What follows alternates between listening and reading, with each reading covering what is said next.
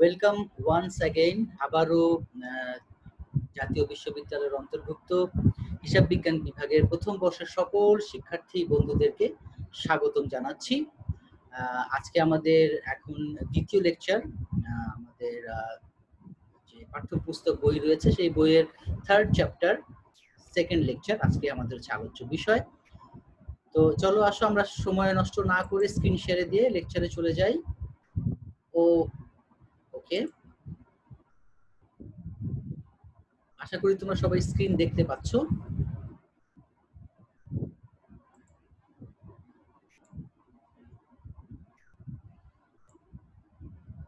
Once again, welcome all my dear students of Honors Part 1 of the Department of Accounting. I am Mohammad Jamal, Associate Professor of Accounting Department. Today we will discuss about Chapter 3, আজকে তৃতীয় অধ্যায়, যে অধ্যায়ের নাম হচ্ছে The Accounting Process. এই প্রসেসের এই অধ্যায়ের মূল আলোচ্য বিষয় হচ্ছে হিসাব সমীকরণ এবং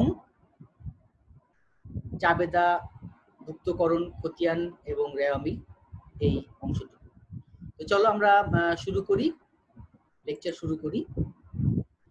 আজকের ক্লাসের যে মূল অবজেক্টিভ রয়েছে, আফটার কমপ্লিটিং দিস লেসন, এই লেসনটা আজকের লেকচারটা কমপ্লিট করার পর তোমরা বলতে পারবে সিঙ্গেল এন্ট্রি এবং ডাবল এন্ট্রি সিস্টেম কি, অর্থাৎ একতরফা দাখিলা পদ্ধতি এবং দুতরফা দাখিলা পদ্ধতি কাকে বলে, এটা তোমরা বলতে পারবে ইনশাআল্লাহ। এছাড়াও অ্যাকাউন্টিং ইকুয়েশন বা হিসাব সমীকরণ কাকে বলে সেটা বর্ণনা করতে পারবে, এবং এই হিসাব সমীকরণে যখন লেনদেন সংগঠিত হয়, এই লেনদেন সংগঠিত হলে এটা হিসাব সমীকরণে কি প্রভাব পড়ে সেটা তোমরা বলতে পারবে। সেই সাথে হিসাব কি এবং হিসাব কত প্রকার, হিসাবের শ্রেণী বিভাগ সেটা বর্ণনা করতে পারবে। এই হিসাবগুলোর বিভিন্ন প্রকার হিসাবের ডেবিট এবং ক্রেডিট নির্ণয়ের সূত্রটা বর্ণনা করতে পারবে বা জানতে পারবে, এবং চার্ট অফ অ্যাকাউন্ট বা হিসাব তালিকা, হিসাব কোডিং কাকে বলে সেটা বলতে পারবে, এবং হিসাব চক্র বা অ্যাকাউন্টিং সাইকেল, ওই অ্যাকাউন্টিং সাইকেল কি এবং অ্যাকাউন্টিং সাইকেলে কি কি ধাপ রয়েছে, হিসাব চক্রে কতগুলো ধাপ রয়েছে সেগুলো বলতে পারবে, এবং লেনদেনের যে প্রমাণপত্র প্রামাণ্য দলিলগুলো রয়েছে সেগুলো কোনগুলো সেগুলো বলতে পারবে। লেনদেন চিহ্নিত করতে পারবে, অর্থাৎ অ্যাকাউন্টিং সাইকেল বা হিসাব চক্রের প্রথম ধাপ লেনদেন চিহ্নিতকরণ, সে লেনদেন চিহ্নিত করতে পারবে, জাবেদাভুক্ত করতে পারবে, খতিয়ানে স্থানান্তর করতে পারবে এবং ট্রায়াল ব্যালেন্স বা রেওয়ামিল প্রস্তুত করতে পারবে। তো আজকের ক্লাস শেষে ইনশাআল্লাহ আমরা এই বিষয়গুলো জানতে পারবো। তো চলো আসো আমরা শুরু করি আমাদের লেকচার, এবং শুরুটা করবো আমরা একতরফা দাখিলা পদ্ধতি থেকে নয়, দুতরফা দাখিলা পদ্ধতি থেকে। আসো দেখি দুতরফা দাখিলা পদ্ধতি কাকে বলে। তোমরা জানো যে লেনদেন এই শব্দটিকে যদি আমরা বিশ্লেষণ করি, ভাগ করি, তাহলে দুটো আলাদা আলাদা শব্দ পাবো, লেন এবং দেন, অর্থাৎ দুটো পক্ষ থাকবে। আর একটা যখন একটা লেনদেন সংগঠিত হবে, সেই লেনদেনের সাথে পক্ষ জড়িত থাকবে দুটি, একটি হচ্ছে লেন পক্ষ অর্থাৎ সুবিধা গ্রহণকারী পক্ষ, আর একটা হচ্ছে দেন পক্ষ বা সুবিধা প্রদানকারী পক্ষ। তো প্রতিটি লেনদেনের সাথে দুটি পক্ষ জড়িত থাকে, একটি পক্ষ সুবিধা গ্রহণ করে যাকে আমরা বলছি লেন পক্ষ, সুবিধা গ্রহণকারী পক্ষ, এবং অপর পক্ষ সুবিধা প্রদান করে। হিসাব প্রক্রিয়ার যে পদ্ধতিতে সুবিধা গ্রহণকারী পক্ষকে ডেবিট, সুবিধা গ্রহণকারী পক্ষকে বা লেন পক্ষকে ডেবিট, এবং সমপরিমাণ অর্থ দ্বারা সুবিধা প্রদানকারী পক্ষকে ক্রেডিট করে হিসাবভুক্ত করা হয়, সেই পদ্ধতিকে দুতরফা দাখিলা পদ্ধতি বলা হয়। এখন এই ডেবিট, সুবিধা গ্রহণকারী পক্ষকে ডেবিট কেন করছি, সুবিধা প্রদানকারী পক্ষকে ক্রেডিট কেন করছি, এটা বেসিক্যালি লুকা প্যাসিওলি এই ডেবিট ক্রেডিট নামটা দিয়েছে, সেখান থেকে আমরা এটা চলে আসছি। আর এই যে লেনদেনের সাথে জড়িত দুটো পক্ষ, এই দুটি পক্ষকে বলা হয় লেনদেনের দ্বৈত সত্তা। তাহলে প্রত্যেকটা লেনদেনের যে দ্বৈত সত্তা রয়েছে, দ্বৈত সত্তাকে রেকর্ড করা সাইমালটেনিয়াসলি, সুবিধা গ্রহণকারী পক্ষকে ডেবিট এবং সমপরিমাণ অর্থ দ্বারা সুবিধা প্রদানকারী পক্ষকে ক্রেডিট করে লিপিবদ্ধ করা, এটা হচ্ছে দুতরফা দাখিলা পদ্ধতির মূল নীতি। ওকে, আচ্ছা আসো দেখি যে দুতরফা দাখিলা পদ্ধতি সম্পর্কে প্রফেসর ওয়েগেন, কাইসন, কিমেল ওনারা কি বলেছেন। Double entry system is a system, অর্থাৎ দুতরফা দাখিলা পদ্ধতি হচ্ছে আমার একটা পদ্ধতি that record in appropriate account, যথাযথ উপযুক্ত শিরোনামের অধীনে রেকর্ড করে, showing the dual effect of each transaction, প্রত্যেকটা লেনদেনের ডুয়াল ইফেক্ট, দ্বৈত সত্তাকে রেকর্ড করে, অর্থাৎ প্রত্যেকটা লেনদেনের দ্বৈত সত্তাকে রেকর্ড করার যে পদ্ধতি রয়েছে সেটাকে বলা হচ্ছে দুতরফা দাখিলা পদ্ধতি। ওকে, এই সংজ্ঞাটা কি দিয়েছেন প্রফেসর ওয়েগেন, কাইসো এবং কিমেল। এছাড়াও প্রফেসর উইলিয়াম পিকলস বলেছেন double entry system six two record every transaction in it's double aspect.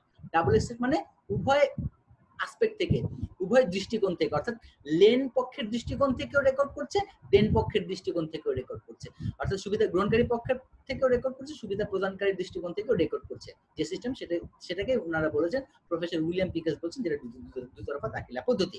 Okay, aspect the receipt of a benefit by one account, একটা অ্যাকাউন্ট রেকর্ড করবে, রিসিভ বেনিফিটের যে বেনিফিট যিনি receive করছেন তার পক্ষে একটা অ্যাকাউন্ট রেকর্ড করবে, and the surrender of a like benefit by another account, এবং আরেকটা অ্যাকাউন্ট যে সুবিধা প্রদান করছে, সুবিধা সারেন্ডার করছে, তার পক্ষ থেকে রেকর্ড করবে, অর্থাৎ উভয় দৃষ্টিকোণ থেকে রেকর্ড করবে।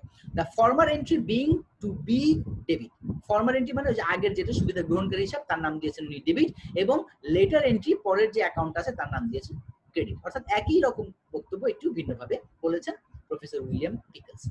তো আসুন, দুতরফা দাখিলা পদ্ধতি যেটা, এটা যেহেতু লেনদেনের দ্বৈত সত্তাকে রেকর্ড করে, দুইটা পক্ষের দৃষ্টিকোণ থেকে রেকর্ড করে, তাই এটাকে একটি স্বয়ংসম্পূর্ণ পদ্ধতি, পূর্ণাঙ্গ পদ্ধতি, নির্ভরযোগ্য পদ্ধতি এবং বিজ্ঞানসম্মতি পদ্ধতি হিসেবে উল্লেখ করা হয়। আর এই পদ্ধতিটা আবিষ্কার করেছিলেন 1494 সালে লুকা প্যাসিওলি। তার রচিত Summa de Arithmetica Geometria Proportionate Proportionalita এই নামক একটা গ্রন্থ ছিল। এই গ্রন্থতে তিনি সর্বপ্রথম এই পদ্ধতি সম্পর্কে মানে আলোকপাত করেন।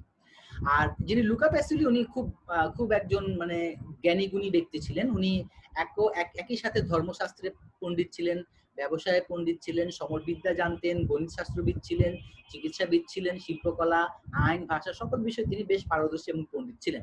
এবং এখন পর্যন্ত হিসাব বিজ্ঞানের যে পদ্ধতিগুলো আবিষ্কার করেছেন, এই সময়ের পরীক্ষায় এই দুতরফা দাখিলা পদ্ধতি, তিনি যে পদ্ধতিটা আবিষ্কার করেছিলেন সেটাই এখনো এই পদ্ধতিটা বহাল রয়েছে বা উত্তীর্ণ হয়েছে সময়ের পরীক্ষায়। ওকে, এখন এই দুতরফা দাখিলা পদ্ধতি তো খুব বিজ্ঞানসম্মতি, ভালো ভালো কথাগুলো বললাম, অনেক সুবিধা আছে স্বয়ংসম্পূর্ণ পদ্ধতি, এর কিছু অসুবিধা আছে। কিছু কিছু লেখকের অসুবিধা বর্ণনা করতে গিয়ে বা সীমাবদ্ধতা বর্ণনা করতে গিয়ে বলেছেন যে এই পদ্ধতিটা হচ্ছে একটা জটিল পদ্ধতি এবং এটা শ্রম, ব্যয় এবং সময় সাপেক্ষ একটা পদ্ধতি বলে অনেকেই উল্লেখ করেছেন।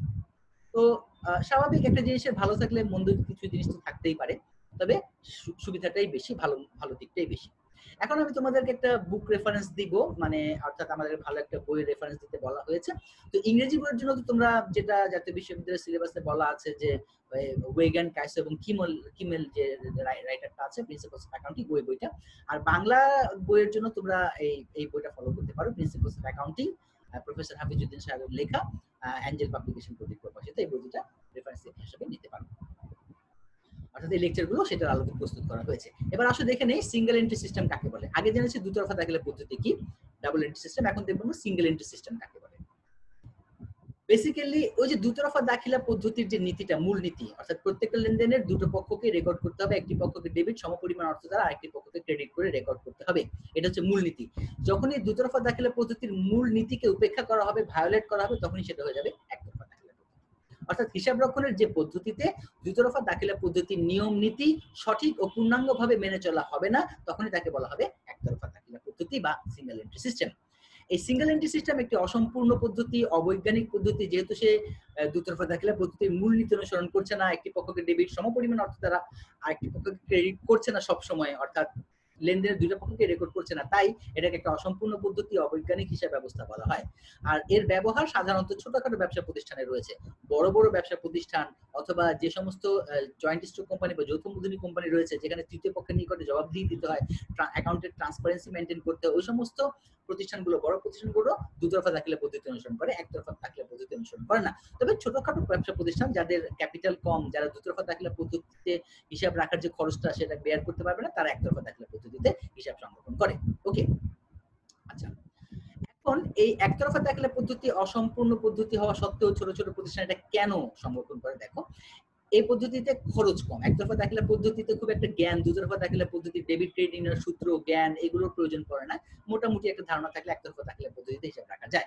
এই পদ্ধতিতে কখনো কখনো লেনদেনের একটি পক্ষকে রেকর্ড করা হয়, কখনো কখনো উভয় পক্ষকে লিপিবদ্ধ করা হয়, আবার কখনো কখনো কিছু কিছু লেনদেন সম্পূর্ণ হিসাব থেকে বাদ দিয়ে দেওয়া হয়। এই কারণে উইলিয়াম পিকলস বলেছেন, the system is nothing but an admixture of single entry, double entry and no entry. তার মানে হচ্ছে যে এই পদ্ধতি হচ্ছে একতরফা দাখিলা, দুতরফা দাখিলা এবং বিনা দাখিলা বা বেদখিলার একটা সংমিশ্রণ পদ্ধতি হচ্ছে একতরফা দাখিলা পদ্ধতি। এই হিসাব পদ্ধতিতে ব্যবসায়ী তার নামিক হিসাব সংরক্ষণ করেন না। নামিক হিসাব বলতে আয়বাচক হিসাব এবং ব্যয়বাচক হিসাব যেগুলো রয়েছে, মুনাফা জাতীয় আয় ব্যয় যেগুলো রয়েছে, এগুলো হিসাব সংরক্ষণ করেন না। করেন কি? শুধুমাত্র নগদান হিসাব এবং ব্যক্তিবাচক হিসাব। ব্যক্তিবাচক হিসাব বলতে পাওনাদার হিসাব, দেনাদার হিসাব এগুলো সংরক্ষণ করেন এবং নগদান হিসাবটা সংরক্ষণ করেন। সহজ হিসাব রক্ষণ, গোপনীয়তা রক্ষা, ব্যয়, সময় ও শ্রম সাশ্রয়, এটা হচ্ছে এই পদ্ধতির উল্লেখযোগ্য কিছু সুবিধা, যেগুলি দুতরফা দাখিলা পদ্ধতির অসুবিধার মধ্যে ছিল। সেগুলো হচ্ছে একতরফা দাখিলা পদ্ধতির সুবিধা। এনিওয়েজ, এখন আমরা আলোচনা করব অ্যাকাউন্টিং ইকুয়েশন, অর্থাৎ হিসাব সমীকরণ। হিসাব সমীকরণ কাকে বলে? ওই যে দেখলাম প্রত্যেকটা লেনদেনের দুইটা পক্ষ, যাকে আমরা বলছি লেনদেনের দ্বৈত সত্তা। এই লেনদেনের দ্বৈত সত্তার উপরে ভিত্তি করে যে গাণিতিক সূত্রের সাহায্যে একটা ব্যবসা প্রতিষ্ঠানের মোট সম্পত্তি এবং দায়, মোট সম্পত্তি এবং দায়ের মধ্যে সম্পর্ক নির্দেশ করা হয়, তাকে বলা হয় হিসাব সমীকরণ। সমীকরণ বলতে বোঝাচ্ছে যে, সমীকরণ মানে হচ্ছে যে দুটো চলক থাকবে, দুটো চলকের মধ্যে সমান সমান সম্পর্ক বিদ্যমান থাকবে এবং যেটা গণিতে ব্যবহার করা হয়, এটা হচ্ছে তোমার সমীকরণ। যেমন আমরা বলেছি যে 2x + y = 3, বা এরকম কত সমীকরণ আমরা দেখেছি গণিতে। তো ওটা হচ্ছে সমীকরণ। আর সম্পদ এবং দায়ের মধ্যে, ব্যবসার সম্পদ এবং দায়ের মধ্যে সম্পর্ক নির্দেশ করতে হিসাব বিজ্ঞানে যে সমীকরণটা ব্যবহার করা হয় ওই লেনদেনের দ্বৈত সত্তার উপরে ভিত্তি করে, তাকে বলা হয় হিসাব সমীকরণ বা অ্যাকাউন্টিং ইকুয়েশন। এই মৌলিক অ্যাকাউন্টিং ইকুয়েশন বা বেসিক অ্যাকাউন্টিং ইকুয়েশন, অর্থাৎ মৌলিক হিসাব সমীকরণ, এই সমীকরণটা হচ্ছে নিম্নরূপ, এরকম একটা অ্যাকাউন্টিং ইকুয়েশন, এটাকে বলে basic accounting equation. Asset equal to liabilities plus owners equity. দেখো এখানেও কিন্তু একটা সমীকরণ রয়েছে, সমান সমান সম্পর্ক বিদ্যমান রয়েছে। বাম পাশে একটা অংশ রয়েছে, ডান পাশে একটা অংশ রয়েছে। বাম পাশের অংশটাকে বলা হচ্ছে অ্যাসেট বা সম্পদ, অর্থাৎ কোনো ব্যবসা প্রতিষ্ঠানে সম্পদ ছাড়া পরিচালিত হতে পারে না। ব্যবসা করতে হলে কিছু সম্পদ লাগবে। এখন এই সম্পদ, ব্যবসা প্রতিষ্ঠানের যত সম্পদ রয়েছে, এই সম্পদের উপরে অধিকারী কেউ না কেউ আছে, হয় তৃতীয় পক্ষ না হয় মালিক। তো এই সম্পদের যতটুকুর উপরে মালিকের অধিকার রয়েছে তাকে বলা হচ্ছে স্টক হোল্ডার সিকিউরিটি অথবা ওনার সিকিউরিটি, মালিকানা সত্ত্ব। আর এই সম্পত্তির উপরে যতটুকু তৃতীয় পক্ষের, মালিক ছাড়া অন্য পক্ষের যে দাবি রয়েছে তাদেরকে বলা হচ্ছে লায়াবিলিটিস, দায়। ঠিক আছে? ফলে সমীকরণটা দাঁড়াচ্ছে সম্পদ সমান সমান দায় প্লাস মালিকানা সত্ত্ব, asset equal to liabilities plus owner security. সম্পদ বলতে বোঝাচ্ছে থিংস অফ ভ্যালু, অর্থাৎ যেটা ব্যবহার করে ব্যবসা প্রতিষ্ঠান সুবিধা ভোগ করবে, যা ভবিষ্যতে, অর্থাৎ যা ব্যবহার করে ভবিষ্যতে সুবিধা পাওয়া যাবে। হ্যাঁ, সেটাকে বলা হচ্ছে সম্পদ। তো আসো আমরা বেসিক অ্যাকাউন্টিং ইকুয়েশনের পরে একটু দেখি বর্ধিত হিসাব সমীকরণ বা এক্সপান্ডেড অ্যাকাউন্টিং ইকুয়েশন। তাহলে ইকুয়েশন দুইটা, একটা বেসিক অ্যাকাউন্টিং ইকুয়েশন আর একটা হচ্ছে এক্সপান্ডেড অ্যাকাউন্টিং ইকুয়েশন, বর্ধিত হিসাব সমীকরণ। অনেক সময় তোমাদের পার্ট এর জন্য প্রশ্নটা থাকে যে বর্ধিত হিসাব সমীকরণ কাকে বলে বা বর্ধিত হিসাব সমীকরণটি লেখো। তো যাই হোক, বর্ধিত হিসাব সমীকরণটা কিভাবে এসেছে? বেসিক অ্যাকাউন্টিং ইকুয়েশন থেকে এসেছে। একটু লক্ষ্য করো, বেসিক অ্যাকাউন্টিং ইকুয়েশনটা কি ছিল? Asset equal to liabilities plus equity, owner security অথবা স্টক হোল্ডার সিকিউরিটি, যা বলে যৌথ মূলধনী কোম্পানির জন্য আমরা স্টক হোল্ডার সিকিউরিটি ব্যবহার করি, এক মালিকানা কারবারের ক্ষেত্রে আমরা ওনার সিকিউরিটি ব্যবহার করি। যাই হোক, asset equal to liabilities plus owner security, সম্পদ ইকুয়াল টু দায় প্লাস মালিকানা সত্ত্ব। এখন এই মালিকানা সত্ত্ব বলতে কি বোঝায়? সম্পত্তির উপরে, ব্যবসার সম্পত্তির উপরে মালিকের দাবি। আর মালিকের দাবিটা কিভাবে নির্ধারিত হয়?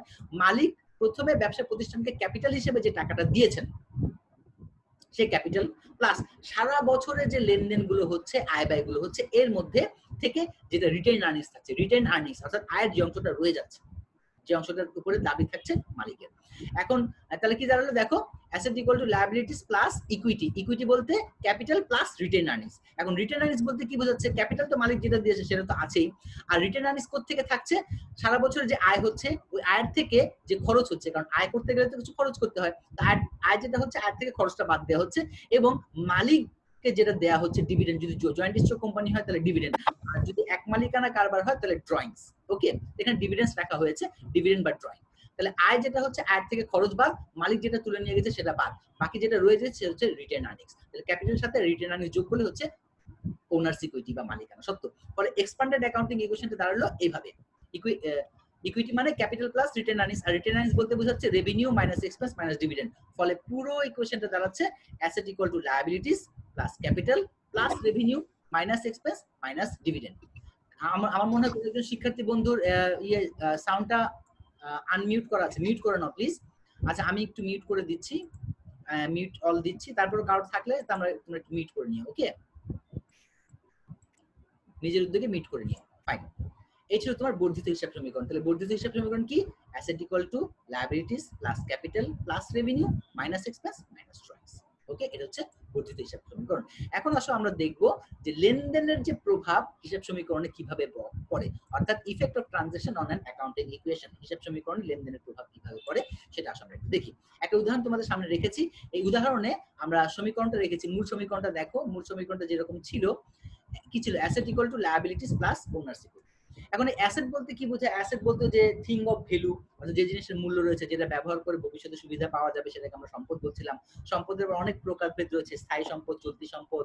চলতি সম্পদের মধ্যে নগদ, দেনাদার, প্রাপ্য হিসাব, হ্যাঁ, অগ্রিম খরচ, সাপ্লাইজ ইত্যাদি রয়েছে। স্থায়ী সম্পত্তির মধ্যে ইকুইপমেন্ট, ফার্নিচার, ল্যান্ড, বিল্ডিং ইত্যাদি রয়েছে। তো যাই হোক, এই যে অ্যাসেট এবং লায়াবিলিটিস এবং ওনার্স ইকুইটি ইকুয়েশন, এই ইকুয়েশনের মধ্যে কোন একটা লেনদেন যখনই ঘটে তখন এই লেনদেনের প্রভাবটা ইকুয়েশনে কিভাবে পড়ে আসলে আমরা কতগুলো উদাহরণ সাহায্যে দেখি। এদিকে একটু লক্ষ্য করো, 1 নাম্বার, ওনার ইনভেস্টেড ক্যাশ। ছোট ছোট কিছু উদাহরণ দেখেছি, যে মালিক ধরো ব্যবসায় কিছু টাকা বিনিয়োগ করলো। আমরা জানি যে ব্যবসার সত্তা এবং মালিকের সত্তা আলাদা। তো ব্যবসার সত্তা মালিকের সত্তা যদি আলাদা হয়, মালিক যখন কারবারকে টাকা দিবে তখন সেটা কারবারের ইকুয়েশনের উপরে প্রভাব পড়বে। কিভাবে প্রভাব পড়বে? আমরা কিন্তু হিসাব রাখবো মালিকের পক্ষে না, হিসাব রাখবো কার পক্ষে? ব্যবসার পক্ষে। তাহলে ব্যবসার পক্ষে যদি আমরা হিসাব রাখতে চাই, তাহলে দেখো মালিক যখন টাকা ইনভেস্ট করবে তখন ব্যবসা প্রতিষ্ঠানে টাকা এসছে, ক্যাশ এসছে, নগদ এসছে। নগদ কি? সম্পদ। সম্পদ কি হয়েছে? বৃদ্ধি পেয়েছে। তাহলে এই যে অ্যাসেটের দিকে ক্যাশ, ক্যাশ বৃদ্ধি পেল, ধরো 30,000 টাকা ইনভেস্ট করেছে, তাহলে নগদ 30,000 টাকা বৃদ্ধি পেল। এটা এক পক্ষে রেকর্ড করলাম যে নগদ সম্পদ বৃদ্ধি পেয়েছে। সেই সাথে কারবারের কিন্তু দায়ও বেড়েছে, আন্তর্দায়, মানে মালিকানা সত্ত্ব বৃদ্ধি পেয়েছে। কেন? কারণ টাকাটা কে দিয়েছে? মালিক দিয়েছে। তাহলে মালিক দিলে এই টাকাটার উপরে দাবি কার আছে? মালিকের দাবি আছে। আর মালিকের দাবিকে আমরা কি বলছি? ওনার সিকিউরিটি। তাহলে মানুষের, মালিকের ওনার সিকিউরিটি বেড়ে গেল বা ক্যাপিটাল বেড়ে গেল, তাহলে ক্যাপিটাল 30,000 টাকা বেড়ে গেল। ওকে, ফাইন, ক্যাপিটাল বাড়লো। তাহলে মালিক নগদ বিনিয়োগ করেছে, নগদ বাড়লো, সে সাথে ক্যাপিটাল বাড়লো। এরপর আসো পারচেজড ইকুইপমেন্ট ফর ক্যাশ, নগদ টাকা দিয়ে ইকুইপমেন্ট কিনেছি। তো নগদ টাকা দিয়ে ইকুইপমেন্ট কিনলে নগদ টাকা কমে গেল, নগদ একটা সম্পদ। আবার ইকুইপমেন্ট এটা একটা স্থায়ী সম্পদ, এই সম্পত্তিটা বেড়ে গেল। তাহলে হলো কি? নগদ কমে গেল, ইকুইপমেন্ট বেড়ে গেল। ধরো 5,500 টাকার আমরা ইকুইপমেন্ট কিনেছি, নগদ থেকে 5,500 টাকা মাইনাস হয়ে গেল, আর নতুন একটা সম্পদ আসলে ইকুইপমেন্ট, প্লাস হয়ে গেল 5,500 টাকা। এরপরে paid rent of the office in cash, অফিসের ভাড়া পরিশোধ করা হয়েছে নগদে। তো নগদে যখন আমরা ভাড়া দিব, তাহলে প্রতিষ্ঠানের ক্যাশ থেকে, নগদ থেকে টাকা কমে যাবে, তাহলে ক্যাশ থেকে মাইনাস, ধরো 1,500 টাকা দিয়েছি। এবং এই যে ভাড়াটা দিয়েছি, এই ভাড়াটা যদি চলতি মাসের হয়, তাহলে সেটাকে তুমি খরচ হিসেবে ধরবা। আর যদি খরচ ধরো, তাহলে মনে আছে ওনার সিকিউরিটি যখন লিখেছিলাম, ওনার সিকিউরিটি আমরা আবার একটু ব্যাক করছি, দেখো তো ওনার সিকিউরিটি কি ছিল আমাদের? এই দেখো ওনার সিকিউরিটি, এই যে ইকুইটি, ইকুইটিতে কি ছিল? ইকুইটিতে ছিল এক্সপ্যান্ডেড ইকুয়েশনে, ইকুইটি মানে হচ্ছে ক্যাপিটালের সাথে আয় হলে, রেভিনিউ হলে যোগ হবে, আর খরচ হলে ক্যাপিটাল থেকে মাইনাস হবে। ডিভিডেন্ড হলে বা ড্রয়িংস হলে মাইনাস হবে। তাহলে যদি কোনো খরচ হয় তাহলে কি করতে হবে? ক্যাপিটাল থেকে মাইনাস করতে হবে। ওকে, আবার ব্যাক করছি আমাদের ইকুয়েশনে। তাহলে ভাড়া দিয়েছি, ভাড়া দিলে সেটা হচ্ছে চলতি মাসের হলে খরচ ধরতে হবে, আর খরচ হলে সেটা কি হবে? ক্যাপিটাল থেকে মাইনাস করতে হবে। তাহলে ওনার সিকিউরিটি মাইনাস ক্যাপিটাল থেকে মাইনাস হয়ে গেল 1,000 টাকা, নগদ কমে গেল, সেই সাথে মালিকের ওনার সিকিউরিটি কমে গেল 3,000। পারচেজ সাপ্লাইজ অন অ্যাকাউন্ট, ধারে সাপ্লাইজ কিনেছি। তো ধারে সাপ্লাইজ কিনলে সাপ্লাইজকে আপাতত সম্পদ ধরা হবে, সম্পদ 500 টাকা বেড়ে গেল। এবং যেহেতু ধারে কিনেছি তাহলে তো নগদ কমে নাই, কিন্তু ধারে যদি কোনো খরচ করে থাকে তাহলে আমাদের দায় সৃষ্টি হয়, অ্যাকাউন্টস পেয়েবল বৃদ্ধি পায়। অ্যাকাউন্টস পেয়েবল হচ্ছে দায়, দায়টা কোন দিকে বলতো? এই যে লায়াবিলিটিস, ডান দিকে 500 টাকা দায় বৃদ্ধি পাবে। এরপরে মেকিং এ পেমেন্ট টু ক্রেডিটরস, ক্রেডিটর বা পাওনাদার যারা আছে, যে অ্যাকাউন্টস পেয়েবল, তাদেরকে টাকা দিয়েছি। টাকা দিলে ক্যাশ কমে যাবে, ধর 300 টাকা দিয়েছি, তাই 300 টাকা ক্যাশ থেকে কমে গেল, এই যে ক্যাশ থেকে 300 টাকা কমে গেল, এবং সেই সাথে দায় যেহেতু দিয়েছি, শোধ করেছি, দায় কমে গেল, দায় 300 টাকা মাইনাস হয়ে গেল। প্রোভাইডেড সার্ভিসেস অন অ্যাকাউন্ট, সেবা প্রদান করেছি ধারে। তো সেবা যখন আমরা দিব, প্রতিষ্ঠান সেবা দিলে সেটা আমার আয় হবে, আয় হলে ক্যাপিটালের সাথে যোগ হবে, ক্যাপিটালের সাথে যোগ হয়ে গেল 4,000 টাকা, কারণ রেভিনিউ ক্যাপিটালের সাথে যোগ হয়। এখন এটা ধারে দিয়েছি, নগদে দিলে নগদ বাড়তো, কিন্তু ধারে দিয়েছি, তাহলে আমাদের প্রাপ্য হিসাব বা অ্যাকাউন্ট রিসিভেবল যেটা আছে সেটা বৃদ্ধি পাবে 4,000 টাকা ধারে। তাহলে আয় হলে ক্যাপিটালের সাথে যোগ, আয়টা নগদে হলে নগদের সাথে যোগ, আর যদি নগদে না হয় তাহলে ভবিষ্যতে পাবো প্রাপ্য হিসাব বাড়বে, অ্যাকাউন্ট রিসিভেবলের সাথে যোগ হবে। কালেক্টেড ক্যাশ ফ্রম ডেটর্স, দেনাদারদের কাছ থেকে ক্যাশ কালেক্ট করেছে। ওই যে প্রাপ্য হিসাব ছিল অ্যাকাউন্ট রিসিভেবল 4,000, তাদের কাছ থেকে 2,500 টাকা কালেক্ট করেছে। তো 4,000 থেকে 2,500 কালেক্ট করে ফেললে অ্যাকাউন্ট রিসিভেবল কমে যাবে, আর যেহেতু কালেক্ট করেছি ক্যাশ, তাহলে নগদে বেড়ে যাবে, নগদে বেড়ে গেল যোগ। এরপরে some supplies use during the month, অর্থাৎ ধরো 200 টাকা সাপ্লাই সারা মাসে আমরা ব্যবহার করেছি। তো আমাদের ছিল 500 টাকা সাপ্লাইজ, এর মধ্যে 200 টাকা সাপ্লাইজ যদি ব্যবহার করি, 200 টাকা কমে যাবে সাপ্লাইজ থেকে, এবং যে যতটুকু ব্যবহার করেছি তত টাকা খরচ হয়েছে, খরচ হলে কি হবে? সেটা ক্যাপিটাল থেকে মাইনাস হয়ে গেল। এরপর সবগুলোকে প্লাস মাইনাস করে ব্যালেন্সটা আমরা নির্ণয় করব। এই ক্যাশে 30,000 প্লাস আছে, 5,500 মাইনাস আছে, এগুলো প্লাস মাইনাস করে ব্যালেন্সটা নির্ণয় করব। উল্লেখ থাকে যে তোমরা খেয়াল রাখবা, ইকুয়েশনে ইকুয়েশনে যখন লেনদেনের প্রভাব এক সাইডে পড়বে, যেমন ধরো তুমি এই যে পারচেজ ইকুইপমেন্ট, এটা দেখো অ্যাসেটের সাইডে শুধু পড়েছে, লায়াবিলিটির ডান দিকে কিন্তু পড়ে নাই, বাম দিকে পড়েছে। তো যখন এক সাইডে পড়বে তখন একটার সাথে প্লাস হবে, একটার সাথে মাইনাস হবে, এক সাইডে পড়লে। হ্যাঁ, আর যদি উভয় সাইডে পড়ে তাহলে হয় দুটোটা প্লাস হবে, না দুটোটা মাইনাস হবে। তোমরা এক নম্বরটা দেখো, এই যে বাম পাশে ক্যাশ যোগ হয়েছে, ডান পাশে ক্যাপিটাল যোগ হয়েছে, দুটোটা প্লাস। আবার দেখো এই যে ১৫০০ টাকা বাম পাশে মাইনাস হয়েছে, ডান পাশেও মাইনাস হয়েছে। আবার দেখো ৫০০ টাকা বাম পাশে সাপ্লাইস প্লাস হয়েছে, ডান পাশে অ্যাকাউন্টস পেয়েবল প্লাস হয়েছে। তাহলে প্রভাবটা যদি উভয় দিকে পড়ে তাহলে হয় উভয়টাই যোগ হবে, আর না হয় উভয়টা বিয়োগ হবে। আর যদি এক সাইডে পড়ে তাহলে এক সাইডেরই একটা আইটেম যোগ হবে, একটা আইটেম বিয়োগ হবে। হ্যাঁ, এটা একটু খেয়াল রাখবে ইকুয়েশনের বেলায়। তো যাই হোক, এটা ছিল আমাদের লেনদেনের প্রভাব ইকুয়েশনের উপর। এভাবে আমরা ইকুয়েশনটা তৈরি করব। এখন আসো আমরা একটু দেখে নেই আমাদের ইকুয়েশনটা ইকুয়াল আছে কিনা। হ্যাঁ, ইকুয়াল আছে কিনা আসো আমরা একটু দেখে নেই। তো চেক করি আসো ইকুয়েশনের অ্যাসেট সাইডে কি কি আছে। অ্যাসেট সাইড দেখো, cash ২৫,২০০, supplies ৩০০, equipment ৫,৫০০, account receivable ১,৫০০, সবগুলো যোগ করলে হচ্ছে ৩২,৫০০। আর ডান দিকে হচ্ছে ক্যাপিটাল ৩২,৩০০ এবং অ্যাকাউন্টস পেয়েবল ২০০, যোগ করলে এটা হচ্ছে ৩২,৫০০। ওকে, তার মানে আমাদের ইকুয়েশন ঠিক আছে, asset equal to liabilities plus ownership, এটি ইকুয়েশনে ঠিক আছে। ওকে, এরপর আসো আমরা সামনের দিকে আগাই। অ্যাকাউন্ট এন্ড ইটস ক্লাসিফিকেশন, হিসাব কি এবং ইহার শ্রেণী বিভাগ কি। হিসাব কাকে বলে? আসলে হিসাব কাকে বলে? কোন ব্যক্তি, প্রতিষ্ঠান, সম্পত্তি, দায় এবং আয় সংক্রান্ত সমজাতীয় যে লেনদেনগুলো আছে, এই সমজাতীয় লেনদেনগুলো, এটা আসছে না পুরোটা, সমজাতীয় লেনদেনগুলোকে হিসাব বিজ্ঞানের নিয়ম অনুযায়ী উপযুক্ত শিরোনামের অধীনে সাজালে যে সংক্ষিপ্ত শ্রেণীবদ্ধ বিবরণী পাওয়া যায়। মনে করো আমি চেয়ার কিনলাম, টেবিল কিনলাম, আলমিরা কিনলাম, কিছুটা বিক্রি করে দিলাম, তাহলে এগুলো হচ্ছে সমজাতীয় লেনদেন। চেয়ার, টেবিল, আলমারি, এগুলোকে আমি কি নাম দিব? উপযুক্ত শিরোনাম। উপযুক্ত শিরোনাম দিলে ধরো আসবাবপত্র। এখন এই আসবাবপত্র নামক একটা উপযুক্ত শিরোনাম লিখলাম, যখন কিনলাম বিবরণীতে যোগ করে দেখলাম, যখন বিক্রি করলাম বিয়োগ করলাম, আবার ধরো অবচয় ধরলাম, অবচয় ধরতে গিয়ে মাইনাস করে দেখালাম। তো এই যে সমজাতীয় লেনদেনগুলো উপযুক্ত শিরোনামের অধীনে সাজিয়ে লিখলে যে সংক্ষিপ্ত বিবরণীটা পাই, সেটার নাম হচ্ছে হিসাব বা অ্যাকাউন্ট। ওকে, আচ্ছা, এখন এই অ্যাকাউন্ট এর মাধ্যমে কি হয় দেখো, হিসাবের কারণে লেনদেন থেকে সরাসরি একটা নির্দিষ্ট সময় শেষে প্রতিষ্ঠানের মোট ক্রয়, মোট বিক্রয়, আয়, ব্যয়, সম্পত্তি এবং দায়ের পরিমাণ জানাটা সম্ভব হয়। হ্যাঁ, যেমন ধরো নগদ, একটা সমজাতীয় যত নগদ, যত আদান প্রদান হবে সবগুলো আমরা একটা বিবরণীতে নগদ উপযুক্ত শিরোনাম নগদ দিয়ে নগদের আগমন নিগমন সব প্লাস মাইনাস করবো বা ডেবিট ক্রেডিট করবো, করে একটা সময় শেষে জানতে পারবো যে হাতে নগদ কত টাকা আছে। এমনি ভাবে মোট ক্রয়, মোট বিক্রয়, হ্যাঁ, আয় ব্যয়, এগুলি জানা যায় হিসাবের মাধ্যমে। ওকে, আচ্ছা, হিসাব। এখন এই হিসাবের ফরম্যাটটা দেখো দুইটা আছে, একটা হচ্ছে তোমার সনাতন পদ্ধতিতে, সনাতন পদ্ধতিতে হিসাব রাখা হতো, এটাকে টি ছক বলি আমরা।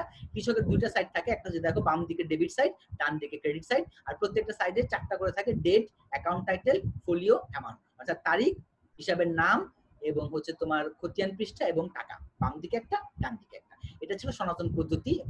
কিন্তু এখন আধুনিক পদ্ধতিতে চলমান জের ছক পদ্ধতি ব্যবহার করা হয়, কারণ সনাতন পদ্ধতিতে জের জানতে হলে অ্যাকাউন্ট ক্লোজ করতে হতো, যোগ বিয়োগ করে ব্যালেন্স বের করতে হতো। আর চলমান জের ছকে প্রত্যেকটা লেনদেন ইনপুট করার পরই নতুন করে ব্যালেন্সটা জানা হয়ে যায়। এজন্য এখন চলমান জের ছক পদ্ধতি বা আধুনিক পদ্ধতিতে এটা ব্যবহার করা হয়। এখানে তারিখ থাকবে, হিসাব টাইটেল থাকবে, খতিয়ান পৃষ্ঠা থাকবে, ডেবিট টাকা, ক্রেডিট টাকা, এরপর ডেবিট ক্রেডিট ব্যালেন্স করার পরে যা ব্যালেন্স থাকবে হয় ডেবিট ব্যালেন্স, না হয় ক্রেডিট ব্যালেন্স। এটা হচ্ছে আমার হিসাবের একটা ছকের নমুনা। তবে আমরা এখন চলমান জের ছক পদ্ধতি বা 3 কলাম মেথডটা ব্যবহার করে থাকি। এবার আসো আমরা দেখি হিসাবের শ্রেণী বিভাগ। হিসাব মোট আধুনিক পদ্ধতিতে 5 প্রকার। সনাতন পদ্ধতিতে হিসাব ছিল 3 প্রকার, ব্যক্তিবাচক হিসাব, সম্পত্তিবাচক হিসাব, নামিক হিসাব। কিন্তু আধুনিক পদ্ধতিতে হিসাব হচ্ছে 5 প্রকার। কয় প্রকার? 5 প্রকার। কি কি? অ্যাসেট বা সম্পদ, লায়াবিলিটিস বা দায়, ক্যাপিটাল মূলধন বা মালিকানা সত্ত্ব, এক্সপেন্স খরচ, ইনকাম বা রেভিনিউ অর্থাৎ আয়। এই 5 ধরনের আমার হিসাবের শ্রেণীবিভাগ আধুনিক পদ্ধতিতে রয়েছে। ওকে, এবার আসো একটা করে জেনি সম্পদ কি। সম্পদ হচ্ছে তোমার যেটা থেকে ভবিষ্যতে সুবিধা পাওয়া যাবে, যেটা ব্যবহার করে ভবিষ্যতে সুবিধা পাওয়া যাবে, সিম্পলি সেটাকে একদম সহজ ভাষায় সেটাকে বলা হয় সম্পদ। ওকে, আচ্ছা, এখন এই সম্পদ হিসাব কাকে বলে? ব্যবসা প্রতিষ্ঠানের সম্পত্তির নামে যে হিসাব রাখা হয়, সম্পদগুলোর নামে নগদ, প্রাপ্য হিসাব, আসবাবপত্র, কলকবজা, দালান কোঠা, এগুলো এই সম্পদের নামে যে হিসাবটা রাখা হয় সেটাকে সম্পদ হিসাব বলে। যেমন নগদান হিসাব, ব্যাংক হিসাব, দালান কোঠা হিসাব ইত্যাদি। এরপর আসে দায় হিসাব, লায়াবিলিটি। ব্যবসায়ের নিকট তৃতীয় পক্ষের কোনো পাওনা হলে, তৃতীয় পক্ষের মানে মালিক ছাড়া অন্য কোনো পক্ষ থাকলে সেটাকে বলা হচ্ছে তৃতীয় পক্ষ। কারণ মালিকের পাওনাটা আমরা কি নামে লিখছি? ক্যাপিটাল নামে, মূলধন নামে লিখছি বা ওনার সিকিউরিটির একটা অংশ। আর তৃতীয় পক্ষের নিকট যেটা সেটা হচ্ছে দায়।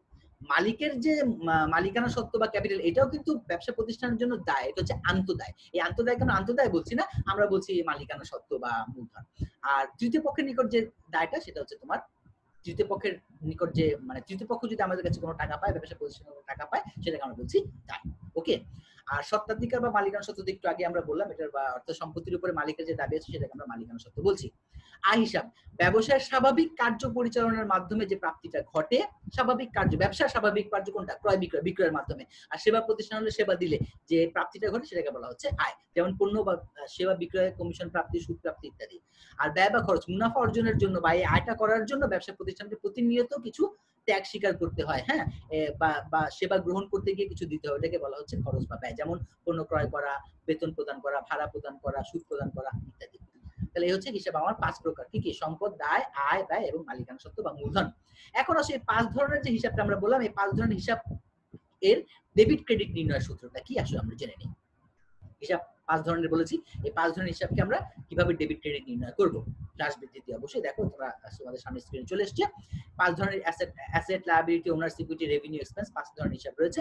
এর মধ্যে খুব সহজে তুমি খেয়াল রাখবা, এই যে অ্যাসেট বা সম্পদ এবং এক্সপেন্স, এই দুইটা হিসাব, 5টার মধ্যে দুইটা, সম্পদ এবং খরচ, এগুলো যদি কোনো লেনদেনের ফলে ব্যবসা প্রতিষ্ঠানে বৃদ্ধি পায়, অর্থাৎ সম্পত্তি যদি বৃদ্ধি পায় অথবা খরচ যদি বৃদ্ধি পায়, তাহলে তাদেরকে করতে হবে ডেবিট, এবং যদি হ্রাস পায়, তাহলে তাদেরকে করতে হবে ক্রেডিট। ওকে, দুইটা গেল, বাকি থাকলো কয়টা? 3টা। কি কি? লায়াবিলিটিস বা দায়, ওনার্স ইকুইটি, ক্যাপিটাল বা মালিকানা সত্ত্ব, এবং রেভিনিউ বা আয়, 3টা। এই 3টার ক্ষেত্রে আবার উল্টো। উল্টো বলতে কি? এগুলো যদি হ্রাস পায়, লায়াবিলিটিস যদি হ্রাস পায়, ওনার্স ইকুইটি যদি হ্রাস পায়, রেভিনিউ যদি হ্রাস পায়, তাহলে ডেবিট, আর বৃদ্ধি পেলে হবে ক্রেডিট। ওকে, সম্পদ এবং খরচ, বৃদ্ধি পেলে ডেবিট, হ্রাস পেলে ক্রেডিট। বাকি 3টা, আয়, দায় এবং মালিকানা সত্ত্ব, বৃদ্ধি পেলে ক্রেডিট, হ্রাস পেলে ডেবিট। ওকে, এটা হচ্ছে তোমার ডেবিট ক্রেডিট নির্ণয়ের খুব সহজ সংক্ষিপ্ত একটা সূত্র, মনে রাখবা।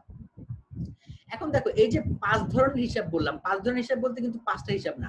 এক ধরনের হিসাব হচ্ছে সম্পদ। হিসাবের একটা শ্রেণী ধরো সম্পদ। সম্পত্তি বলতে কিন্তু অনেক সম্পত্তি নামক অ্যাকাউন্ট থাকতে পারে, নগদান হিসাব, ব্যাংক হিসাব, আসবাবপত্র হিসাব, কলকব্জা হিসাব, দালান কোঠা হিসাব, অনেক সম্পদের একটা হিসাব থাকতে পারে। ওকে, তারপরে ধরো তোমার খরচ হিসাব, বেতন হিসাব, মজুরি হিসাব, সুদ সুদ পাট্টা, কত হিসাব রয়েছে, বিজ্ঞাপন খরচ হিসাব, সাপ্লাইজ খরচ হিসাব, মনিহারি হিসাব ইত্যাদি ইত্যাদি। তো এখন এই যে এতগুলো, এক একটা প্রতিষ্ঠান ভেদে কিন্তু এই হিসাবের নামগুলো, উপযুক্ত শিরোনাম বা হিসাবগুলো একটু ভিন্ন ভিন্ন রকমের হয়। তো একটা প্রতিষ্ঠান যে সমস্ত হিসাবগুলো সংরক্ষণ করে থাকে, যে সমস্ত হিসাবগুলো মেইনটেইন করে থাকে, ওদের যে তালিকা, সেটাকে বলা হয় চার্ট অফ অ্যাকাউন্ট বা হিসাব তালিকা। এবং প্রত্যেকটা হিসাবের তারা আবার একটা কোডিং দেয়। বর্তমানে কম্পিউটার বেসড সিস্টেমে প্রত্যেকটা হিসাবের একটা করে কোড নাম্বার দেয়। হ্যাঁ, এটাকে বলা হয় তোমার কোডিং অফ অ্যাকাউন্ট, হিসাবে কোড দেওয়া। হ্যাঁ, আচ্ছা, তাহলে কোডটা কিভাবে দেয় একটু জেনে নেয়। মনে করো তোমার যত অ্যাসেট আছে, এই অ্যাসেটগুলোকে আমরা কোডিং দেবো কিভাবে? 101 থেকে 199। ধরো নগদান হিসাব 101, প্রাপ্য হিসাব 102, হ্যাঁ, prepaid expense 100, prepaid insurance 103, prepaid rent 104। এইভাবে আমরা সম্পত্তির জন্য 101 থেকে 199 রাখলাম। ধরো হয়তো আমরা 101 থেকে 125 পর্যন্ত সম্পত্তির জন্য ব্যবহার করলাম, বাকিগুলো রেখে দেবো। যদি নতুন কোনো সম্পদ অ্যাকাউন্ট আসে, নতুন কোনো সম্পদ যদি আবার কিনি, তাহলে সেটা ওই এর মধ্যেই বসবে। এরপর আবার আমরা দিলাম লায়াবিলিটিস অ্যাকাউন্ট, ওদের জন্য দিলাম ধরো 201 থেকে 299, যত দায় আছে, চলতি দায়, দীর্ঘমেয়াদী দায়, 201 থেকে রেকর্ড করলাম। এইভাবে তোমার হিসাবের কোডিং গুলো দেয়া হয়। ওকে, যদি আমরা ম্যানুয়াল সিস্টেম এগুলো মেইনটেইন করি না, তবে কম্পিউটারে সহজে যেন নাম্বার দিয়ে অ্যাকাউন্টটা বের করা যায়, এই জন্য তারা কোডিংটা ব্যবহার করে থাকে। এবার আসো হিসাব চক্র বা অ্যাকাউন্টিং সাইকেল কাকে বলে। হিসাব চক্র খুব গুরুত্বপূর্ণ একটা জিনিস। হিসাব চক্র, হিসাব চক্র।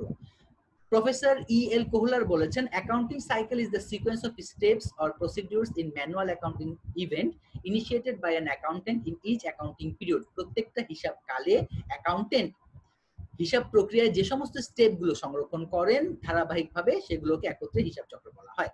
তার মানে হিসাব বিজ্ঞানে ব্যবসায়ের লেনদেন বিশ্লেষণের মাধ্যমে প্রক্রিয়াকরণের যে ধারাবাহিক কার্যক্রম, লেনদেনগুলোকে প্রক্রিয়াকরণের যে ধারাবাহিক কার্যক্রম একজন হিসাব রক্ষক প্রত্যেকটা হিসাব বছরেই ঘুরে ফিরে করতে থাকেন, তাকে বলা হয় হিসাব চক্র। জেনে নেই হিসাব চক্রে কি কি ধাপ রয়েছে। হিসাব চক্রের সর্বমোট এখানে 10টি ধাপ রয়েছে। একটা ধাপ যেটা হচ্ছে তোমার ওয়ার্কশিট, এই ওয়ার্কশিটটা একটা অবিচ্ছেদ্য ধাপ নয়, এটা হচ্ছে কয়েকটা ধাপের মিলিত একটা সংমিশ্রণ নাম। এই জন্য আমি এই চার্টের মধ্যে ওয়ার্কশিটটা রাখি নাই, তবে ওয়ার্কশিটটা কয়টা ধাপ মিলে সেটা আমি বলে দেবো। প্রথম যে ধাপটা সেটা হচ্ছে আইডেন্টিফিকেশন অফ ট্রানজাকশন। দেখো 1 নাম্বার, আইডেন্টিফিকেশন অফ ট্রানজাকশন, অর্থাৎ লেনদেন চিহ্নিতকরণ। লেনদেন আমরা কিভাবে চিহ্নিত করব? ওই যে লেনদেনের যে প্রমাণপত্রগুলো রয়েছে, চালান, voucher, debit note, credit note, debit voucher, credit voucher, cash memo. হ্যাঁ, এই যে এই ঘটনার যে এই যে প্রমাণগুলো আছে, এই প্রমাণপত্রগুলোই আমাকে সাহায্য করবে লেনদেন চিহ্নিত করতে। অর্থাৎ যে ঘটনার প্রমাণ রয়েছে সেগুলি হচ্ছে লেনদেন। লেনদেন চিহ্নিত করার পরে দ্বিতীয় স্টেপ হচ্ছে জার্নাল, অর্থাৎ রেকর্ড করা। দুতরফা দাখিলা পদ্ধতিতে সর্বপ্রথম যে হিসাব বইতে লেনদেনগুলো একটা পক্ষ ডেবিট আর একটা পক্ষ ক্রেডিট করে রেকর্ড করে তার নাম হচ্ছে জার্নাল। জার্নালে লেনদেনগুলো তারিখের ক্রমানুসারে থাকে, কিন্তু উপযুক্ত শিরোনামের অধীনে সাজানো থাকে না। যেমন 1 তারিখে যা যা ঘটলো সব লিখলাম, 2 তারিখে যা যা ঘটলো সব লিখলাম, কিন্তু এই এক মাসের এই জার্নাল থেকে যদি কেউ জানতে চায় আপনার হাতে নগদ কত আছে, তাহলে নগদ জানতে হলে আবার কি করতে হবে? জাবেদার 1 তারিখে দেখতে হবে নগদ কয়বার এসে গিয়েছে, 2 তারিখে কয়বার এসে গিয়েছে, সবগুলো ক্যালকুলেটরে যোগ বিয়োগ করতে হবে। এতে করে তথ্যগুলো পাওয়া যায় না। তথ্যগুলো পাওয়ার জন্য আবার কি করতে হবে? উপযুক্ত শিরোনামের অধীনে হিসাব প্রস্তুত করতে হবে, খতিয়ান হিসাব প্রস্তুত করতে হবে পার্মানেন্টলি, যার নাম হচ্ছে জেনারেল লেজার বা সাধারণ খতিয়ান। জাবেদা থেকে যাবে খতিয়ানে পার্মানেন্টলি। সেখান থেকে একটা নির্দিষ্ট সময় শেষে, আমাদের হাতে 10 মিনিট সময় আছে, আমাদের দ্রুত করতে হবে, নির্দিষ্ট সময় শেষে খতিয়ানের উদ্বৃত্তগুলো নিয়ে একটা তালিকা প্রস্তুত করা হয় যার নাম হচ্ছে রেয়ামিল। এই রেয়ামিল হচ্ছে আনঅ্যাডজাস্টেড। এরপর আবার কি করে হিসাব সমূহকে হালনাগাদ করার জন্য আবার একটা এন্ট্রি দিতে, যেটার নাম হচ্ছে অ্যাডজাস্টিং এন্ট্রি। 4 নম্বর অধ্যায়ে আমরা আলোচনা করব। অ্যাডজাস্টিং এন্ট্রি দেওয়ার পরে হিসাবগুলো আনঅ্যাডজাস্টেড ট্রায়াল ব্যালেন্সের হিসাবগুলো হালনাগাদ হয়ে যায় এবং আরেকটা ট্রায়াল ব্যালেন্স তৈরি করা হয়, তার নাম হচ্ছে অ্যাডজাস্টেড ট্রায়াল ব্যালেন্স, সমন্বিত রেয়ামিল। এই সমন্বিত রেয়ামিলের মধ্যে হিসাবগুলো হালনাগাদ করা থাকে, আপডেট করা থাকে, প্লাস মাইনাস করা থাকে। এরপরে আমরা এখান থেকে ফিনান্সিয়াল স্টেটমেন্ট প্রস্তুত করি। ফিনান্সিয়াল স্টেটমেন্ট মানে আর্থিক বিবরণী। এই আর্থিক বিবরণী আমরা 5টা অংশে প্রস্তুত করি: income statement, owners equity statement, statement of financial position, cash flow statement এবং নোটস এবং নোটস, টিকা এবং ব্যাখ্যা। অর্থাৎ আয় বিবরণী, মালিকানা সত্ত্বের বিবরণী, আর্থিক অবস্থার বিবরণী, নগদ প্রবাহ বিবরণী এবং টিকা ও ব্যাখ্যা। 5টা অংশে আমরা ফিনান্সিয়াল স্টেটমেন্ট প্রস্তুত করি। এখান থেকে আর্থিক ফলাফল নির্ণয় করি, আর্থিক অবস্থা নিরূপণ করি। এরপরে যেগুলো টেম্পোরারি অ্যাকাউন্ট রয়েছে, মুনাফা জাতীয় আয় ব্যয় হিসাব, সেগুলো আর দরকার লাগে না, সেগুলোকে বন্ধ করে দিই ক্লোজিং এন্ট্রির মাধ্যমে। ক্লোজিং এন্ট্রির মাধ্যমে আয় ব্যয় হিসাব বন্ধ করার পরে 5 ধরনের মধ্যে 5 ধরনের হিসাব কি কি? আয়, ব্যয়, দায়, সম্পদ, মালিকানা সত্ত্ব। এর মধ্যে আয় ব্যয় টেম্পোরারি অ্যাকাউন্ট, একটা হিসাব কাল শেষ, আর্থিক ফলাফল নির্ণয় করা শেষ, টেম্পোরারি অ্যাকাউন্ট আয় ব্যয় হিসাবের আর কোনো দরকার নেই, এগুলোকে ক্লোজিং এন্ট্রির মাধ্যমে ক্লোজ করে দেওয়া হয়। ক্লোজ করার পরে যেগুলো অ্যাকাউন্ট থাকে সেগুলো নিয়ে একটা ট্রায়াল ব্যালেন্স তৈরি করা, তার নাম হচ্ছে পোস্ট ক্লোজিং ট্রায়াল ব্যালেন্স। অর্থাৎ নামিক হিসাবগুলো বন্ধ করার পর একটা ট্রায়াল ব্যালেন্স প্রস্তুত করা, যার নাম হচ্ছে পোস্ট ক্লোজিং ট্রায়াল ব্যালেন্স। এরপরে অ্যাডজাস্টিং এন্ট্রিতে কিছু কিছু বকেয়া এবং অগ্রিম খরচের জন্য যে অ্যাডজাস্টিং এন্ট্রিটা দেওয়া হয়, সেগুলোকে আবার রিভার্স উল্টে করার জন্য একটা এন্ট্রি দেওয়া, যার নাম হচ্ছে রিভার্সিং এন্ট্রি। এটা হচ্ছে তোমার অ্যাকাউন্টিং সাইকেল। প্রত্যেক হিসাবকালে একজন অ্যাকাউন্টেন্ট এই ধাপগুলো অনুসরণ করে আবার পরবর্তী হিসাবকালে গিয়ে আবার নতুন করে লেনদেনগুলো চিহ্নিত করেন। এটা হচ্ছে তোমার অ্যাকাউন্টিং সাইকেল। এর মধ্যে এই ট্রায়াল ব্যালেন্স থেকে শুরু করে এই ফিনান্সিয়াল স্টেটমেন্ট পর্যন্ত 1, 2, 3, 4 এই 4টা ধাপ, এই 4টা ধাপ একত্রে একটা ফর্দ, একটা 1 পৃষ্ঠা কাগজে, একটা শীটে, একটা কাগজে করা হয়, যার নাম দেওয়া হয় ওয়ার্কশিট। ওই ওয়ার্কশিটের মধ্যে প্রথম 2টা কলামে থাকে আনঅ্যাডজাস্টেড ট্রায়াল ব্যালেন্স, পরের 2টা কলামে থাকে অ্যাডজাস্টিং এন্ট্রি, তারপরে অ্যাডজাস্টেড ট্রায়াল ব্যালেন্স, এরপরে ফিনান্সিয়াল স্টেটমেন্টের আবার 2টা ভাগ থাকে, ইনকাম স্টেটমেন্ট এবং স্টেটমেন্ট অফ ফাইন্যান্সিয়াল পজিশন। এটা আমরা ওয়ার্কশিটে ডিটেইলস আলোচনা করব। এই হচ্ছে আমার অ্যাকাউন্টিং সাইকেল। এখন আসো, ওই যে বললাম যে লেনদেন চিহ্নিত করতে ডকুমেন্ট লাগে। তো ডকুমেন্ট অর্থ বা অর্থের মাপকাঠিতে নিরূপণযোগ্য কোনো বস্তু বা সেবার আদান প্রদান দ্বারা কোনো আর্থিক অবস্থার পরিবর্তন যদি ঘটে, তাহলে সেটাকে আমরা বলি লেনদেন। আর এই লেনদেন চিহ্নিত করবো আমরা ডকুমেন্টের সাহায্যে। এখন এই আর্থিক অবস্থার পরিবর্তন যে হয়, কোনো ঘটনার জন্য কোনো ব্যক্তি বা প্রতিষ্ঠানের যে আর্থিক অবস্থার পরিবর্তন করে, তাকে আমরা বলি লেনদেন। আর এই লেনদেনটাকে আমরা নির্ভর করবো ডকুমেন্টের এভিডেন্স বা প্রমাণপত্রের সাহায্যে, যেমন চালান, voucher, debit memo, credit memo, এগুলোর সাহায্যে।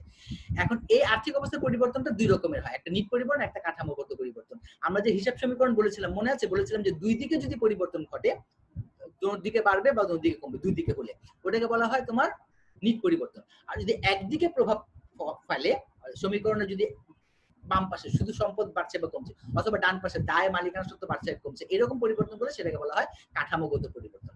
তাহলে যে পরিবর্তনটা লেনদেনের ফলে হিসাব সমীকরণ উভয় দিক পরিবর্তন হলে সেটা হচ্ছে নিট পরিবর্তন, একদিকে পরিবর্তন হলে সেটা হচ্ছে কাঠামোগত পরিবর্তন। আচ্ছা, এখন আসো দেখো ব্যবসায়িক লেনদেনের যে দলিলের কথা বলছি, এই দলিলগুলো কি কি? এই দলিলগুলো হচ্ছে চালান, ধারে পণ্য ক্রয় বিক্রয় করা হলে এই চালানটা প্রস্তুত করা হয়। নগদে কেনা বেচার জন্য ক্যাশ মেমো। এরপরে হচ্ছে খরচগুলো রেকর্ড, অন্যান্য খরচগুলো রেকর্ড করার জন্য ভাউচার। ভাউচার আবার 2 রকমের, খরচের জন্য ডেবিট ভাউচার, আয়ের জন্য ক্রেডিট ভাউচার। এরপরে হচ্ছে ডেবিট নোট, ক্রয়কৃত, ধারে ক্রয়কৃত পণ্য ফেরত দিলে ডেবিট নোট, ধারে বিক্রিত পণ্য ফেরত আসলে ক্রেডিট নোট। এরপরে ভ্যাটের জন্য ভ্যাট চালান। এগুলি হচ্ছে আমার লেনদেনের প্রমাণপত্র। যখনই এই জিনিসগুলো তোমার কাছে আসবে, তখনই ভাববে যে এই ঘটনাটা লেনদেন, তখনই তুমি এটাকে ভিত্তি ধরে রেকর্ড করবে। ওকে, এগুলো হচ্ছে লেনদেনের প্রমাণপত্র। এখন আসো, দুতরফা দাখিলা পদ্ধতিতে আমরা সর্বপ্রথম যে হিসাবের বই সংরক্ষণ করি তার নাম হচ্ছে জার্নাল বা জাবেদা। তো দেখো জাবেদা কাকে বলে? লেনদেন সংগঠিত হওয়ার পর প্রত্যেকটি লেনদেনকে এর দ্বৈত সত্তা বিশ্লেষণ করে সংশ্লিষ্ট হিসাব খাত দুটির একটিকে ডেবিট এবং সময় পরিমাণ অর্থ দ্বারা অপরটিকে ক্রেডিট করে। এটা কিন্তু দুতরফা দাখিলা পদ্ধতি বলে। তো এই দুতরফা দাখিলা পদ্ধতির এই কাজটা যখন সর্বপ্রথম যে বইতে রেকর্ড করে সেটার নাম হচ্ছে জার্নাল বা জাবেদা। ইংরেজি জার্নাল শব্দটি ফরাসি জার শব্দ থেকে এসেছে। জার শব্দ মানে হচ্ছে অর্থ বা দিবস, মানে জার শব্দের অর্থ হচ্ছে দিবস। তাহলে এই দিবস থেকে এসেছে জার্নাল, অর্থাৎ জাবেদাটা প্রত্যেক দিনের লেনদেন প্রত্যেকদিন রেকর্ড করা হয়, তার এই জন্য এটার নাম হয়েছে জার্নাল। জাবেদাকে প্রাথমিক বই, দৈনিক বই, সহকারী বই, মৌলিক হিসাবের বই ইত্যাদি নামেও ডাকা হয়। এই জাবেদা দাখিলার অনেকগুলো প্রকারভেদ রয়েছে, যেমন ধরো সিম্পল এন্ট্রি বা সরল জাবেদা। একটি ডেবিটের এগেনস্টে একটি ক্রেডিট থাকলে সরল জাবেদা। একটি ডেবিটের এগেনস্টে একাধিক ক্রেডিট অথবা একটি ক্রেডিটের এগেনস্টে একাধিক যদি ডেবিট থাকে কোনো জাবেদায়, সে দাখিলাকে বলা হবে মিশ্র জাবেদা। প্রারম্ভিক জাবেদা অন্য একটা হিসাবকালের শুরুতে যে ওই যে পোস্ট ক্লোজিং ট্রায়াল ব্যালেন্স ছিল, ওর যে হিসাব ব্যালেন্স গুলো থাকে সেগুলো নিয়ে পরবর্তী হিসাবকালের শুরুতে একটা জাবেদা দাখিলা দেয়, যার নাম হচ্ছে প্রারম্ভিক জাবেদা দাখিলা। এরপরে হিসাবে কোনো ভুল হলে সংশোধন করার জন্য যে দাখিলা দেয় সেটাকে বলা হয় সংশোধনী দাখিলা। এরপর হিসাবকে হালনাগাদ করার জন্য যে দাখিলা দেওয়া হয় বকেয়া অগ্রিমের জন্য, সেটা জানা হচ্ছে সমন্বয় দাখিলা। এরপরে একটা হচ্ছে স্থানান্তর দাখিলা এবং সমাপনী দাখিলা। সমাপনী দাখিলাটা দেওয়া হয় নমিনাল অ্যাকাউন্ট, আয় বা ব্যয়বাচক হিসাবগুলোকে বন্ধ করার জন্য সমাপনী দাখিলা দেওয়া হয়, সেটা আমার অ্যাকাউন্টিং সাইকেলও ছিল। এগুলো হচ্ছে বিভিন্ন ধরনের জাবেদা দাখিলা। এখন আসো আমরা একটু দেখবো কতগুলো লেনদেনের কিভাবে আমরা জাবেদা রেকর্ড করব। সময় আমাদের হাতে খুব কম, তাই একটু দ্রুত বলছি। হ্যাঁ, দেখো, ওনার ইনভেস্টেড ক্যাশ 30,000, ওই যে 30,000 টাকা আমাদের ইকুয়েশনে ছিল, ওখান থেকে 4টা এন্ট্রি আমরা এখানে নিয়ে এসেছি। মালিক 30,000 টাকা ইনভেস্ট করলো। তো মালিক 30,000 টাকা ইনভেস্ট করলে কি কি হিসাব জড়িত আছে? নগদ দিয়েছে, তাহলে একটা হচ্ছে নগদান হিসাব, সম্পদ, ব্যবসা সম্পদ বৃদ্ধি পেয়েছে, সম্পদ বৃদ্ধি পেলে ডেবিট, তাহলে ক্যাশ অ্যাকাউন্ট ডেবিট। আর এটা মালিক দিয়েছে, তাহলে মালিকের দায় ক্যাপিটাল, মূলধন বৃদ্ধি পেয়েছে, মূলধন একটা দায়বাচক হিসাব, মালিকানা সত্ত্ব, মালিকানা সত্ত্ব বৃদ্ধি পেলে কি হবে? ক্রেডিট। ওই যে আমরা ডেবিট ক্রেডিট সূত্র রেখেছিলাম। তাহলে নগদ বৃদ্ধি পেয়েছে সম্পদ, নগদ সম্পদ বৃদ্ধি পেয়েছে ডেবিট, মালিকানা সত্ত্ব ক্যাপিটাল বৃদ্ধি পেয়েছে ক্রেডিট 30,000। এরপরে পরেরটা পারচেজ ইকুইপমেন্টস ফর ক্যাশ, নগদ টাকায় ইকুইপমেন্ট কিনেছি। তো নগদ টাকায় ইকুইপমেন্ট কিনলে ইকুইপমেন্ট নামক সম্পদ বৃদ্ধি পেয়েছে, সম্পদ বৃদ্ধি পেলে ডেবিট, তাই ইকুইপমেন্ট ডেবিট। আর নগদ টাকা কিনেছি, নগদ চলে গিয়েছে, নগদান ক্রেডিট। ওকে, এরপরে রেন্ট এক্সপেন্স দিয়েছি, রেন্ট মানে ভাড়া দিয়েছি। তো রেন্ট হচ্ছে একটা খরচ, খরচ বৃদ্ধি পেলে হয় ডেবিট, তাহলে রেন্ট এক্সপেন্স ডেবিট। নগদ টাকা দিয়েছে, নগদ কমে গিয়েছে, ক্যাশ চলে গিয়েছে, সম্পদ হ্রাস পেলে ক্রেডিট, ক্যাশ ক্রেডিট। এরপর সাপ্লাইজ কিনেছি ধারে, সাপ্লাইজ কিনেছি, সাপ্লাইজ বৃদ্ধি পেয়েছে ডেবিট, ধারে কিনেছি দায়ের সৃষ্টি হচ্ছে, দায় বৃদ্ধি পেলে কি হয়? ক্রেডিট, তাহলে supplies debit, accounts payable credit.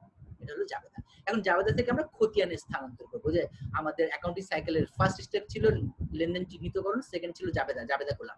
থার্ডে এখন কি করবো? জাবেদা থেকে খতিয়ানে ট্রান্সফার করবো। খতিয়ানে ট্রান্সফার করার নিয়ম কি দেখো। প্রথমে মনে করো তুমি কয়টা খতিয়ান হবে? ক্যাশ, এখানে একটা ক্যাশ একটা অ্যাকাউন্ট, ক্যাপিটাল একটা অ্যাকাউন্ট 2টা, ইকুইপমেন্ট একটা 3টা, ক্যাশ তো অলরেডি একটু বলেছি। তারপরে রেন্ট এক্সপেন্স 4টা, সাপ্লাইজ 5টা, অ্যাকাউন্টস পেয়েবল 6টা, 6টা খতিয়ানের ছক করতে হবে। এখন এই 6টা খতিয়ানের ছকটা, খতিয়ান বলতে লেজার, ও যে চলমান জের ছক ছিল, একটা টি ছক ছিল, টি ছক তো আমরা রাখবো না, চলমান জের ছক করবো। তো চলমান জের ছক 6টা খতিয়ান করতে হবে। দেখো খতিয়ানটা এরকম হবে ক্যাশ অ্যাকাউন্ট। আমি একটা খতিয়ান দেখাচ্ছি, সময় নেই, একটা তোমরা ভালোভাবে দেখো, প্যাক করো। একটা আমি তোমাকে দেখাচ্ছি। ধরো প্রথম যেটা আছে জানুয়ারির 1 তারিখে ক্যাশ ডেবিট 30,000, তাহলে চলে যাও ক্যাশ অ্যাকাউন্টে। এই যে দেখো ক্যাশ অ্যাকাউন্ট, এই যে ডেবিট ঘরে টাকা লিখবে 30,000। লিখার পরে এখানে বিবরণের ঘরে কি লিখতে হবে? অপোজিট অ্যাকাউন্টের নাম। তো দেখো তো একটু আমরা যাই, অপোজিট অ্যাকাউন্ট কি ছিল? এই যে ক্যাশের অপোজিটে কি আছে? ক্যাপিটাল। তো অপোজিট অ্যাকাউন্টের নাম, ক্যাপিটালটা লিখতে হবে। তাহলে এখানে এই যে ক্যাশ অ্যাকাউন্ট ডেবিট, এই যে ক্যাশ অ্যাকাউন্ট ডেবিট 30,000 ক্যাপিটালের নামে। একইভাবে আবার একটু দেখি, আবার ক্যাশ কোথায় আছে দেখো, জানুয়ারির 2-তে ক্যাশ ক্রেডিট হয়েছে 5,500, তাহলে ক্যাশ অ্যাকাউন্টে গিয়ে টাকাটা ক্রেডিট করতে হবে। ওকে, তাহলে আসলে ব্যাক করি। ওকে,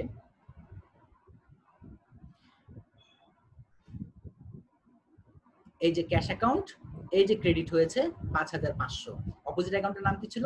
ইকুইপমেন্ট। তো এটা আমরা 9 10-এও দেখেছি। তো যাক, এভাবে ক্যাশ অ্যাকাউন্টটা করতে হবে। তারপর ব্যালেন্স কিভাবে করবা? ডেবিট আছে 30,000, ব্যালেন্সের ঘরে ডেবিট করে বলবে 30,000। এরপর ক্রেডিট হয়েছে 5,500, ডেবিটে ক্রেডিটে বিয়োগ হবে, 30,000 থেকে 5,500 গেল 24,500। এরপর আবার ক্রেডিট হয়েছে 1,500, তাহলে ডেবিট ব্যালেন্স ছিল 24,500, ক্রেডিট হয়েছে, বিয়োগ হবে, বিয়োগ হলে হবে 23,000 টাকা। তো ডেবিটে ডেবিটে যোগ করে লিখতে হবে, আর ডেবিটে ক্রেডিটে বিয়োগ করে লিখতে হবে। এমনি ভাবে ক্যাশ অ্যাকাউন্ট থাকলো তোমার 23,000। এমনি ভাবে capital account, credit balance 30,000, equipment debit balance 5,500, এরপরে হচ্ছে তোমার rent expense debit 1,500, supplies balance হচ্ছে ডেবিট ব্যালেন্স 500, এবং অ্যাকাউন্টস পেয়েবল ক্রেডিট ব্যালেন্স 500। এই যে লেজার ব্যালেন্স গুলো আছে, খতিয়ানের লাস্ট যে ব্যালেন্স গুলো আছে, এই ব্যালেন্স গুলো নিয়ে একটা তালিকা প্রস্তুত করা হবে। 6টা অ্যাকাউন্ট বলেছিলাম, 6টা অ্যাকাউন্টের একটা তালিকা প্রস্তুত করা হবে যার নাম হচ্ছে ট্রায়াল ব্যালেন্স বা মিল। অর্থাৎ একটা নির্দিষ্ট তারিখে এই যে খতিয়ান হিসাবের যে লাস্ট উদ্বৃত্তগুলো আছে, এই উদ্বৃত্তগুলোর যে তালিকা প্রস্তুত করা হয় তার নাম হচ্ছে মিল বা ট্রায়াল ব্যালেন্স। তো দেখো ট্রায়াল ব্যালেন্সটা এরকম, প্রথমে ছিল কি ক্যাশ অ্যাকাউন্ট, লাস্ট ব্যালেন্স কি ছিল ডেবিট দিকে 23,000, ক্যাপিটাল অ্যাকাউন্টের ক্রেডিট দিকে ছিল 30,000, এমনি ভাবে বাদ বাকি অ্যাকাউন্টের ব্যালেন্স গুলো যথাযথ জায়গায় বসিয়ে তুমি যোগ করবা, টোটাল ডেবিট এবং টোটাল ক্রেডিট সমান হয়ে যাবে ট্রায়াল ব্যালেন্স, অর্থাৎ ব্যালেন্স দুই দিক মিলে যাবে। আজকে এই ট্রায়াল ব্যালেন্স পর্যন্তই। আগামী ক্লাসের অংশগ্রহণের আমন্ত্রণ জানিয়ে আজকে ক্লাস শেষ করছি এবং শেয়ার স্টপ দিয়ে আমি পার্টিসিপেন্টদের কাছ থেকে কিছু মতামত নেই। পার্টিসিপেন্টরা যদি কিছু বলো, সময় আমাদের শেষ হয়ে যাচ্ছে, সবাইকে আমি আনমিউট করে দিলাম। হ্যাঁ বলো স্টুডেন্টরা, তোমরা কেমন ক্লাস করলাম? জি স্যার, ভালো। ওকে, আগামী ক্লাসে আমরা অ্যাডজাস্টিং এন্ট্রি দেখবো। তো সেই ভিডিও লিংকটা আমরা দিয়ে দিব। ততক্ষণ পর্যন্ত সবাই ভালো থাকো, সেফ থাকবো, বাসায় থাকবা, ঠিক আছে? হ্যাঁ, সবাই ভালো থাকো।